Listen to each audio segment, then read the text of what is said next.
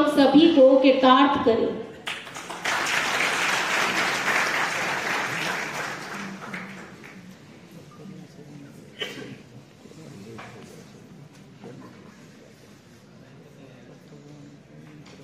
बहुत बहुत धन्यवाद।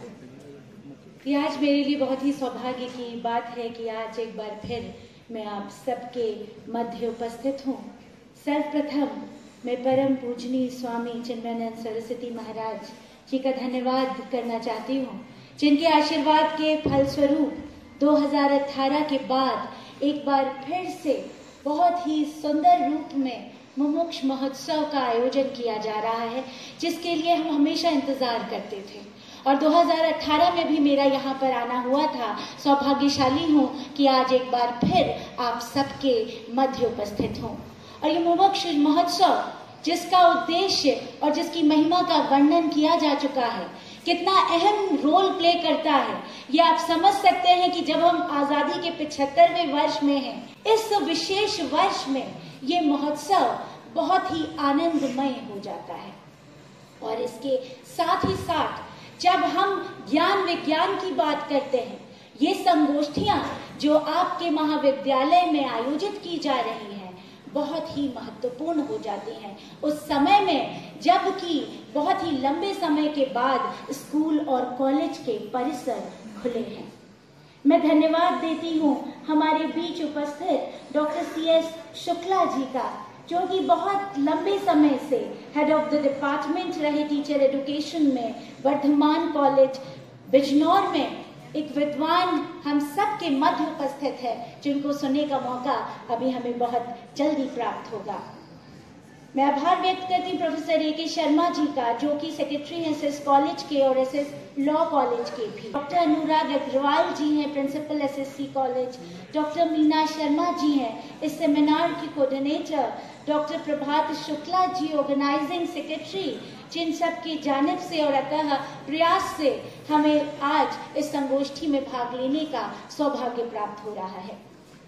विषय की स्थापना आपके बीच कर चुके श्री KK मिश्रा जी का भी मैं धन्यवाद देती हूँ। हमारे साथ सब गणमान्य व्यक्ति जो इस वक्त उपस्थित हैं, आपका अभिनंदन करती हूँ और मेरे सारे गुरुवृंद यहाँ पर जो उपस्थित हैं आपको नमन करती हूँ और सारे टीचर एजुकेशन डिपार्टमेंट के प्रिय छात्र और छात्राओं, आपका बहुत बहुत स्वागत है इस संगोष्ठी में, जिसका विषय है कोविड-19 का शिक्षा पर प्रभाव। बहुत ही सुंदर तरीके से अभी हमारे बीच एक सकारात्मक और नकारात्मक पक्ष को रखा गया, जिसका मतलब होता है हमारा एटीट्यूड कैसा है, चाहे कुछ भी हो जाए हम में कितनी सकारात्मकता रहती है। एक बहुत ही खूबसूरत शेर याद आ रहा है मुझे कि फलक को जिद है हम ही पे बिजलियां गिराने की। इस फलक को जिद है हम ही पे बिजलियां गिराने की, हमें भी जिद है यहीं पे आशिया बनाने। तो ये एक सकारात्मक दृष्टिकोण है कि चाहे कुछ भी हो जाए। वैसे ही कोविड-19 की महामारी नोवेल कोरोना वायरस से आपको पता है वुहान में शुरू हुई और फिर 16 मार्च को जिस तरह से भारत प्रभावित हुआ, 16 मार्च 2020 को सारे स्कूल और कॉलेजेस के परिसर को बंद कर दिया गया।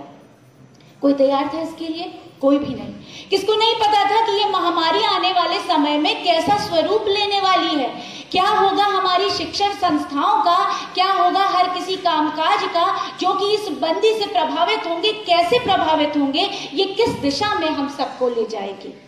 एक बहुत बड़ा प्रश्न था, बहुत बड़ी चुनौती रातों रात खास तौर से शिक्षा के परिप्रेक्ष्य में यदि हम बातें करें, हम सब के सामने थी, चाहे वो एडमिनिस्ट्रेटर्स थे, प्रिंसिपल्स थे, टीचर्स, छात्र छात्राएं, अभिभावक, all the stakeholders were influenced. They do not know what to do because we are not ready for this circumstances at all. ये जो एडवर्स सिचुएशन सर्कमस्टांसेस आ गए थे, ये क्या है कोरोना वायरस, क्या होगा इसमें, क्या सिम्टम्स हैं, जबकि हम जिंदगी के लिए जंग लड़ रहे थे, जिंदगी और मौत के बीच लड़ाई थी। उस वक्त शिक्षा की निरंतरता को कैसे सुनिश्चित किया जाए, ये बहुत महत्वपूर्ण प्रश्न था कि नहीं था, है ना। उस वक्त शिक्षा के बारे में तो हम सोच ही नहीं पा रहे थे।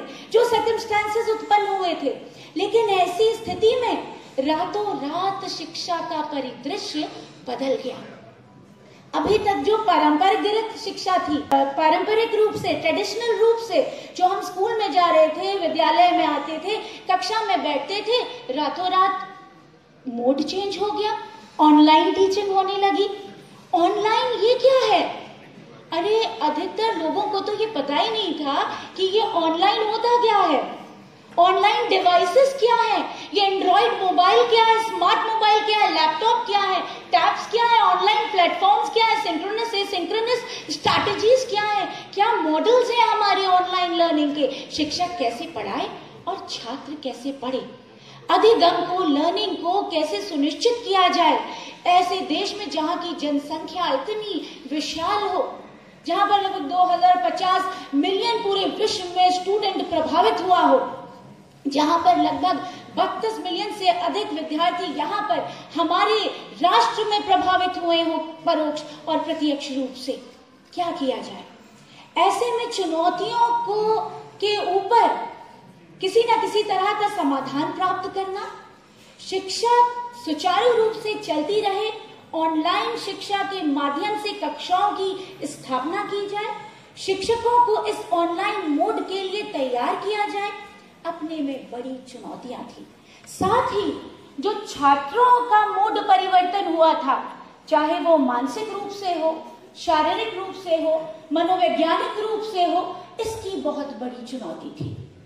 तो प्रभाव पड़ना तो निश्चित था और प्रभाव पड़ा भी, लेकिन इस प्रभाव को सकारात्मकता में कैसे परिवर्तित किया गया या कैसे किया जा सकता है, इन प्रभावों के साथ हम उस पर भी चर्चा करेंगे, क्योंकि वो हमारे लिए अधिक आवश्यक है। क्योंकि ये मानव जीवन में उतार चढ़ाव तो लगा रहेगा।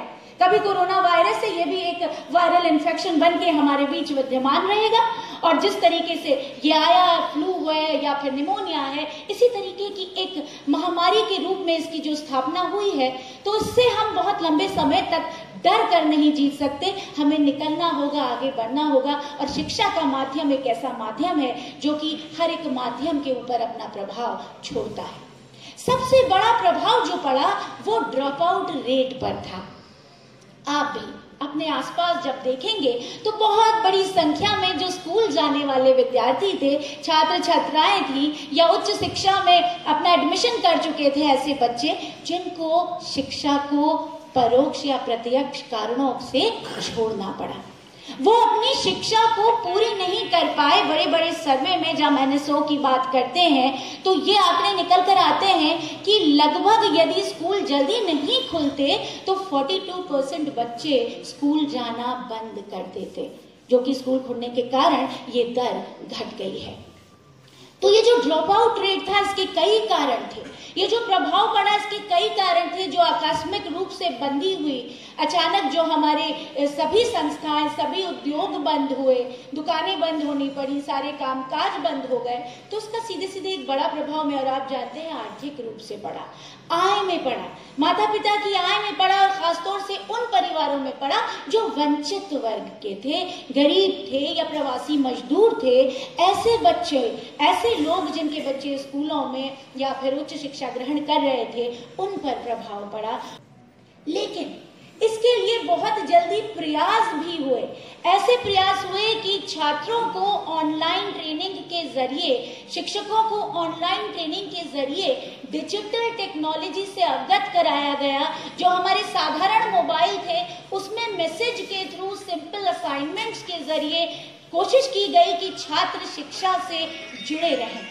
वो लोग, वो बच्चे जो कि आय के माध्यम बनते जा रहे थे अपने परिवारों के लिए, ऐसे परिवारों के मध्य सरकार के द्वारा ऐसी योजनाएं भी चलाई गई जहां पे पर्टिकुलरली शिक्षक या फिर स्वयं सेवी संगठन, आप जानते हैं, हजारों खड़े हो गए जिन्होंने भोजन पहुंचाया लोगों तक, और भोजन के साथ साथ ऐसे घरों को आइडेंटिफाई करके वहां पर 1-to-1 शिक्षण व्यवस्था भी कराई जो कि शिक्षा से विमुख हो गए थे या किसी कारणवश शिक्षा छोड़नी पड़ी थी। इसके एक बहुत ही वृहद परिणाम हमें नेशनल एजुकेशन पॉलिसी 2020 में भी देखने को पड़े। कि ये जो ड्रॉप आउट रेट था, ये जो प्रभाव कोविड-19 का आया था, इस गैप को कैसे ब्रिज किया गया, पूर्ण किया गया। 34 साल के बाद जो हमारी एजुकेशन पॉलिसी आई, आपने देखा होगा कि इसमें एक बहुत सुंदर प्रयोजन ये हुआ कि अब हमें 3 साल तक पढ़ने की आवश्यकता नहीं है कि हमें डिग्री मिले BA BSc की। यदि हम मध्य में 1 साल में इस डिग्री को छोड़ देते हैं या BEd या BSc को पूरा नहीं कर पाते, तो वहां पे ये प्रयोजन कि हमें एक सर्टिफिकेट मिल जाएगा। यदि 2 वर्ष हम शिक्षा को ग्रहण कर पाएंगे तो हमें डिप्लोमा मिल पाएगा, और 3 वर्ष यदि हम अपनी शिक्षा पूरी करते हैं तो वहां पर हमको क्या मिल जाता है, डिग्री मिल जाती है। तो ऐसे बच्चे जिन पर प्रभाव पड़ा है, जो प्रभावित, और कई हमारे देश के कई राज्यों में लागू है, हमारी लखनऊ यूनिवर्सिटी के अंतर्गत भी कुछ पैमाने पर ये ऑलरेडी लागू की जा चुकी है। ऐसे बच्चे, उनको इससे आराम मिलेगा, उनको इससे सुरक्षा मिलेगी कि वो आगे अपनी शिक्षा को ग्रहण कर पाएंगे।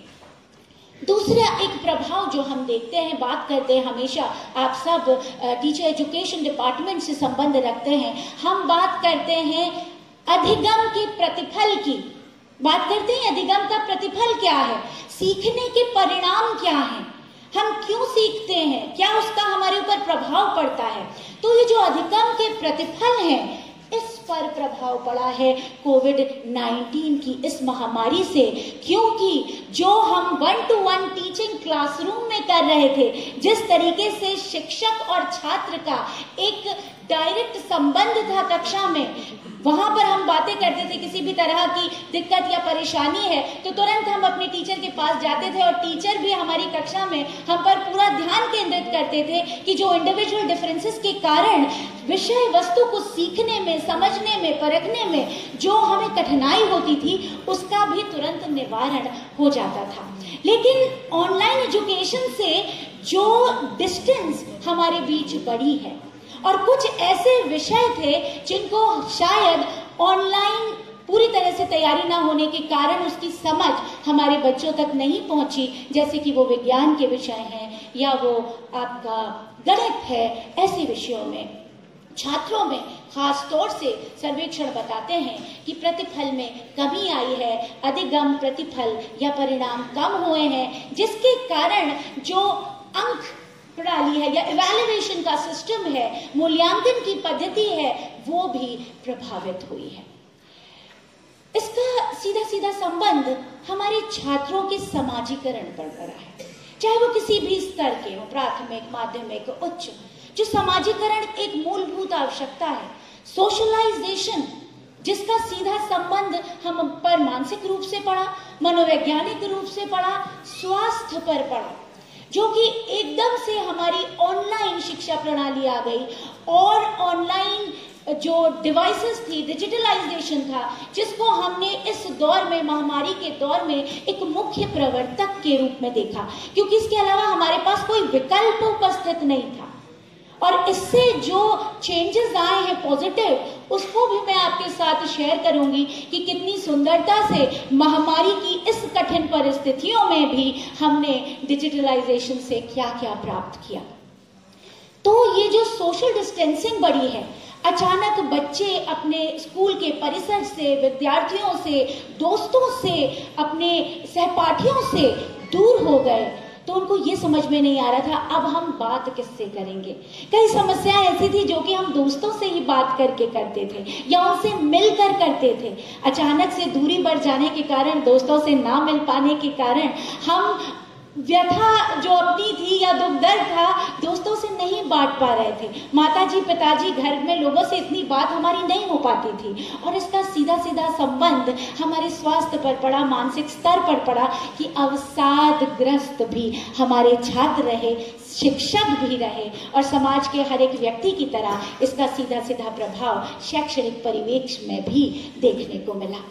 इसके साथ ही मानसिक रूप से प्रभावित हुए हम स्वास्थ्य के रूप में प्रभावित हुए, क्योंकि जो ऑनलाइन शिक्षा जब हमने ग्रहण करी तो कहीं ना कहीं बहुत तैयारी हमारी नहीं थी कि कितने घंटे हम ऑनलाइन शिक्षण को जारी रखें या किस तरह का स्वरूप होना चाहिए, क्या टाइम टेबल होना चाहिए। तो आपने देखा होगा घर में जो बच्चे बैठते थे वो सवेरे से लेके बहुत लंबे समय तक स्क्रीन के सामने ही रहते थे, और आज भी आपको स्क्रीन के सामने ही दिखेंगे, जो कि बहुत ही इंपॉर्टेंट विषय है बात करने का, इस पर कार्य करने का, कि इससे उनकी दृष्टि प्रभावित हुई। यहाँ पर इत्तेफाक रखेंगे जो लोग मेरे साथ बैठे हैं कि आपने देखा होगा बड़ी संख्या में बच्चों की विजन में असर पड़ा है, उनके सुनने में असर पड़ा है, और उनके व्यक्तित्व में जो सोशलाइजेशन करते थे, बाहर जितना निकल भी रहे थे वो भी कम हुआ है, क्योंकि शायद वो ऑनलाइन लर्निंग और ऑनलाइन सॉफ्टवेयर्स के ज्यादा प्रभावित हो गए और ज्यादा समय उसमें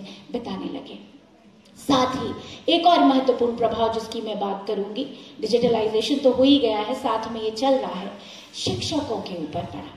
जो शिक्षक की तैयारी थी, जो शिक्षक की कॉम्पिटेंसी थी, कैपेसिटी बिल्डिंग प्रभावित हुए हैं, उसके कॉम्पिटेंस प्रभावित हुए हैं। जो शिक्षक एक महारथी था क्लास में पढ़ाने के लिए, चौक डस्टर ब्लैक बोर्ड के सामने खड़े होकर प्रभावशाली तरीके से पढ़ाता था, रातों रात उसको ये देखना पड़े रे कौन सा प्लेटफॉर्म अब मैं इंस्टॉल करूं, गूगल मीट हो या जूम हो या माइक्रोसॉफ्ट टीम हो या गूगल मीट हो या गूगल क्लासरूम, कौन सा बेस्ट सिंक्रोनस और एसिंक्रोनस प्लेटफॉर्म मेरे लिए रहेगा, अब मैं इसको करूं कैसे या करूंगी कैसे।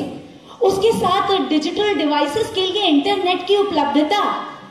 जब हम क्लास लेते हैं तो हम इन स्लोगन से परिचय होते हैं, और शिक्षक और छात्राओं को, मुझे लगता है छात्र छात्राओं दोनों को, जब मन नहीं करता पढ़ाई करने का या सामने जाने का, क्या कहते थे कि मैम ये बैंडविड्थ अच्छी नहीं, हमारी इंटरनेट नहीं चल रहा है, इंटरनेट की दिक्कत है। मानते हैं, आपके साथ इत्तेफाक रखते हैं, लेकिन ये भी खुशी की बात है कि इंटरनेट, जब एनएसओ की ये स्टडी हुई, इंटरनेट 2018 में हमारे शहरी जो परिवार हैं वहां पे 42% शहरी परिवारों के पास इंटरनेट था, लेकिन ग्रामीण केवल 15% लोगों के पास इंटरनेट था। इसने प्रभाव किया हमारे सीखने को, हमारे अधिगम को। लेकिन साथ ही अभी कुछ ही समय पहले आए हुए आंकड़ों में, जब स्मार्टफोन की उपलब्धता 2018-19 में लगभग 36.5% थी, वो आज 2021 में बढ़कर 65-66% तक पहुंच गई है। और ये एक पॉजिटिव, मैं कहूंगी, समावेश हुआ है लर्निंग के लिए मोबाइल टेक्नोलॉजी का, मोबाइल लर्निंग का, ब्लेंडेड लर्निंग का, कि हमें अब समझ में आ गया है शिक्षक के तौर पर भी कि हम किस तरीके से ऑनलाइन और ऑफलाइन दोनों ही माध्यमों के बेस्ट को आपस में एक दूसरे के साथ जोड़कर अधिगम के उद्देश्यों की पूर्ति कर सकते हैं, लर्निंग ऑब्जेक्टिव्स को प्राप्त कर सकते हैं। और एक बहुत बड़ा राहत है, राहत का विषय है हम सब के लिए। और अब जब भी हमें ऑनलाइन ऑफलाइन में सामंजस्य बिठाना होता है, दोनों के बीच एक सिनर्जी स्थापित हम कर लेते हैं कि कुछ समय तो हम ऑनलाइन होते हैं और कुछ समय हम ऑफलाइन होते हैं, या हम इस तरीके के कार्यक्रमों को, अधिगम से संबंधित कार्यक्रम को दोनों ही तरीके से एक साथ कर पाते हैं। ये एक बहुत बड़ी भूमिका है।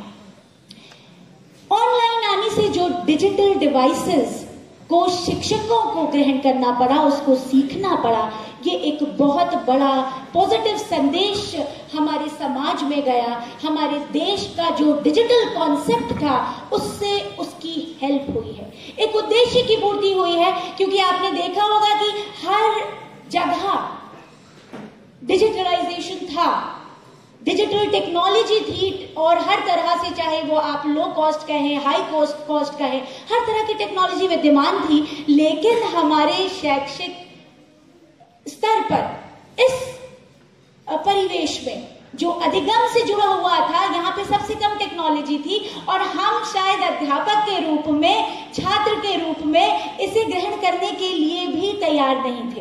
बहुत बार जब मेरी वरिष्ठ शिक्षकों से बात होती थी तो मुझे ऐसा अनुभव होता था कि हम शायद बहुत कंफर्टेबल नहीं थे डिजिटल टेक्नोलॉजी से, लेकिन महामारी के प्रभाव के चलते रातों रात शिक्षकों ने जो मेहनत करी है उसके लिए उनका नमन और उनका वंदन मैं करती हूँ कि उन्होंने भी एक तरह से पूरा अग्रिम पंक्ति के योद्धाओं की तरह कार्य करते हुए शिक्षा के क्षेत्र में शिक्षा को सुचारू रखते हुए किसी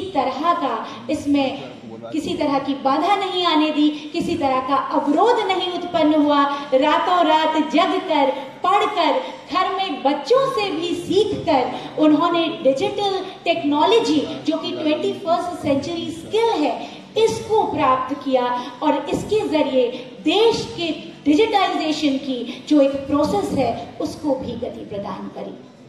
और कोविड-19 के महामारी के इन खास प्रभावों की जब हम सकारात्मक विश्लेषण करते हैं तो हम ये देखते हैं कि हमारी अब नेशनल एजुकेशन पॉलिसी में ऐसे कई पॉइंट्स हैं, ऐसे कई बातों पर प्रकाश डाला गया है जिससे हम धीरे धीरे करके इस समस्या से उबर सकते हैं। और अभी भी हम इस समस्या से उबर रहे हैं। ये कोरोना नाम का वायरस जो कि स्ट्रेन जिसकी बदल जाती है रातों रात, आज भी विद्यमान है। तो ऐसे में बहुत ही प्रासंगिक है इस विषय पर बात करना कि हम एज ए टीचर, हम एज ए छात्र या स्टूडेंट किस तरीके से हम एक शिक्षण को, इस अधिगम को एक नई दिशा प्रदान करते हैं।